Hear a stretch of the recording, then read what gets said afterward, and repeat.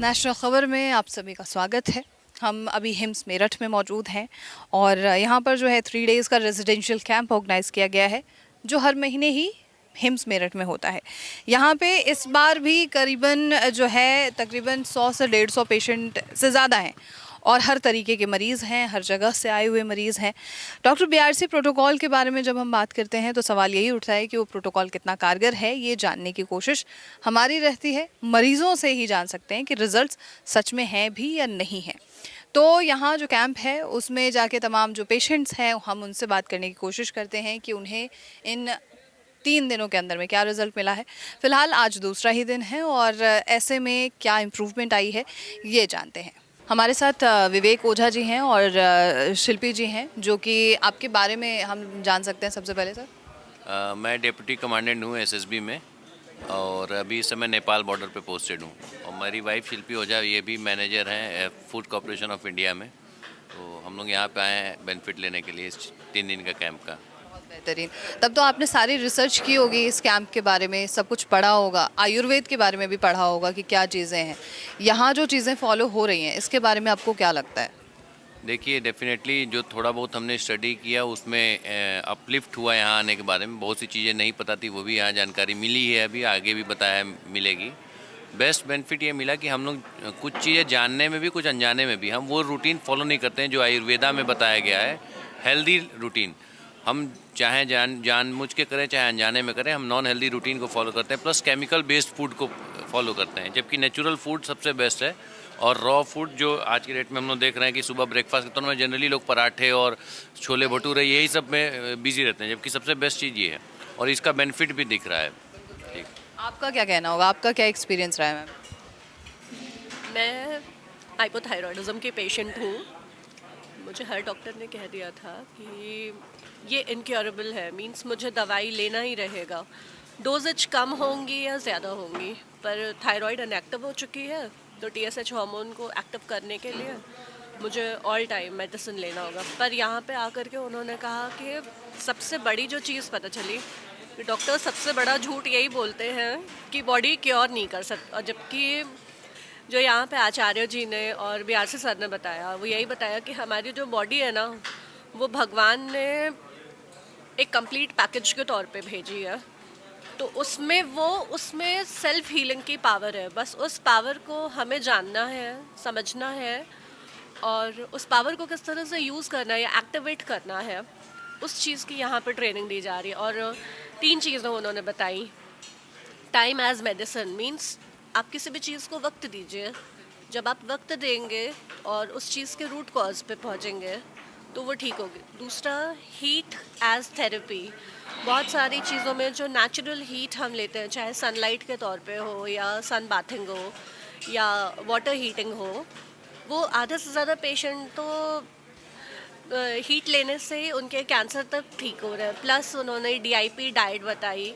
फिर उन्होंने बताया कि ज़ीरो ग्रेविटी में उन्होंने एक चादर दिया है हम लोगों को, हाँ, 0 वोल्ट बेड। और उन्होंने कहा अगर किसी के पास नहीं है तो 40 मिनट, वो जिसको भी डिप्रेशन हो, एनजाइटी हो या कोई भी चीज़ हो, तो उसको कुछ नहीं करना है, सिर्फ 40 मिनट जो घास होती है उस पर या तो बैठ जाए या तो पैर रखें। तो ये चीज़ें हम लोग ना अवॉइड करते हैं या टाइम नहीं है। तो यहाँ पे बताया है कि किसी भी चीज़ के लिए जगह है, पर अगर आपको अपने हेल्थ कॉन्शियस होना है तो आपको खुद समय निकालना पड़ेगा। अपनी हेल्थ के लिए आपको खुद प्रायोरिटीज़ देनी पड़ेंगी। और मैं खुद एक बहुत बड़ी फूडी हूँ, मुझे ये सब ज़्यादा पसंद नहीं आता था, पर बनाती मैं घर ही का खाना हूँ। पर अब यहाँ से जब मैं वापस जाऊँगी तो एक चीज़ तो श्योर है, यहाँ जितना बताया गया है इसको मैं 100% फॉलो करने वाली। और यहाँ पे मेरे हस्बैंड बस मुझे लाए थे कि चलो तुम्हें मज़ा आएगा, ये वेकेशन के लिए आप दोनों आए थे? वेकेशन के लिए लाए थे, पर इतना कुछ सीखने को मिलेगा इसका मुझे बिल्कुल आइडिया नहीं था। सो वेकेशन प्लस हेल्थ दोनों ही चीज़ें हो रही हैं, बहुत बेहतरीन। जैसे डीआईपी डाइट की बात हो रही है तो कई बार हमने ये भी देखा है कि डीआईपी डाइट पे दावा किया जाता है कि कैंसर के पेशेंट में भी ये बहुत इम्पैक्ट करता है। थायराइड में तो है ही, कैंसर के लिए भी हेल्पफुल है। यहाँ पे किसी अगर पेशेंट से आपने बात की हो तो ऐसा कुछ आपको समझ आया कि सच में ये कारगर है या नहीं है? हाँ है, ऐसा है, क्योंकि बहुत सारे उन्होंने रिसर्च पेपर्स दिखाए, जिसमें रिसर्च पेपर्स खुद ही कह रहे हैं, चाहे मैमोग्राफी हो, पेट स्कैन हो, बहुत सारी चीज़ों के बारे में, और भी बहुत सारे जो बायोप्सी है, ये सब जब करवा लेते हैं ना, इसका मतलब है कि बॉडी में ट्यूमर होता है। वो क्यों होता है? क्योंकि बॉडी ना एक जगह टॉक्सिन से इकट्ठा करके गांठ बना देती है। तो जब उसकी बायोप्सी किया ना, वो गांठ वहीं पे छिड़ गई, वो छोटा सा उसमें वुंड हो गया, अब वो मल्टीप्लाई होने लगता है और वो कैंसर का रूप ले लेता है। तो अगर आपको कुछ भी, आपकी बॉडी अगर सिग्नल दे रही है, उन्होंने हम लोगों को बताया कि क्या क्या मतलब कि सिग्नल्स हैं।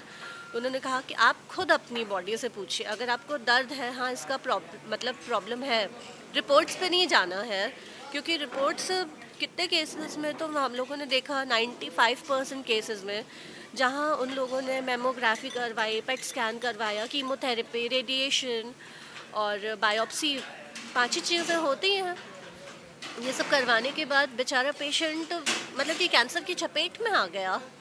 कैंसर को ट्रीट करने के लिए कल बहुत मतलब कि आश्चर्यजनक चीज़ पता चली कि बॉडी के अंदर रेडियो एक्टिव एलिमेंट्स डालते हैं डॉक्टर। हाँ, और वो अगर रेडियो एक्टिव एलिमेंट बॉडी के अंदर जाएगा तो वो कैंसर तो कॉज करेगा ही ना। और ये सारी चीज़ें उन्होंने विद प्रूफ बताई है। ये चीज़ें हम लोग नहीं कह रहे हैं, ये चीज़ें उन्होंने रिसर्च पेपर्स दिखाया है। और अलग अलग कंट्रीज़ के ओवर टू 30 टॉप नॉच जो कंपनीज़ होती हैं, उनके रिसर्च पेपर्स बताए। तो बहुत ही सरप्राइजिंग था। अब तो जैसे मेरे भी लगे है कि डीआईपी डाइट हो या आयुर्वेद हो, वो कारगर है। बिल्कुल सही है। मेरे भी यहाँ पे गांठ है, पर मुझे लकीली अच्छे डॉक्टर मिले तो उन्होंने कहा था इसको छेड़छाड़ नहीं करना। पर यहाँ पे आए तो उन्होंने कहा जो जैसे है, अगर वो हम लोग क्योर कर पाए तो ठीक है, नहीं तो जो जैसे है जस्ट उसको वैसे ही रहने दीजिए। अगर आपको बॉडी में प्रॉब्लम नहीं है, पर टेस्ट में भी आया है, तब भी आप बहुत ज़्यादा अपने बॉडी से छेड़छाड़ नहीं करिए। सिंपल। आप तो सिर्फ डिटॉक्स के लिए लाए थे, आप तो पूरा डॉक्टर लेके जा रहे हैं घर। है हाँ हाँ, डेफिनेटली हम लोग का यही प्लान था। मैं तो कहूँगा कि सब लोग को, क्योंकि अभी हमारी इनिशियल स्टेज 36-37 की एज में अभी हम लोग पहुँच रहे हैं, और जैसा कि डॉक्टर BRC बताते हैं कि ये जो स्टेज होती है जिसमें हर बीमारी का इनिशिएशन होता है, और हमने भी वो फील किया। 35 के आसपास आते आते गैस्ट्रिक होना, इंडाइजेशन होना, ब्लोटिंग होना, ये छोटी छोटी चीज़ें इग्नाइट कर रही थी, बता रही थी कि हाँ कुछ इश्यूज़ हैं। तो बेहतर है कि हम फर्दर उस मेडिकेशन में और जाएं और डिटेल उसमें, उस जाल में फंसे, दवाओं के जाल में। आप ये DIP डाइट को फॉलो कर लीजिए, और मैंने खुद फॉलो किया। पिछले 1-1.5 महीने से पार्शियली फॉलो कर रहा था, लेकिन ये पिछले 2 दिन से तो डेफिनेटली पूरा फॉलो कर रहा हूँ। और बहुत डेफिनेशन है, जो मैं कंटिन्यू ब्लोटिंग और कंटिन्यू गैस्ट्रिक और एसिडिटी होती थी मुझे, एक दिन भी मुझे ऐसा कोई प्रॉब्लम नहीं आया कि मुझे दवा लेना पड़े। तो बेहतर होना चाहिए इसमें। Thank you so much sir.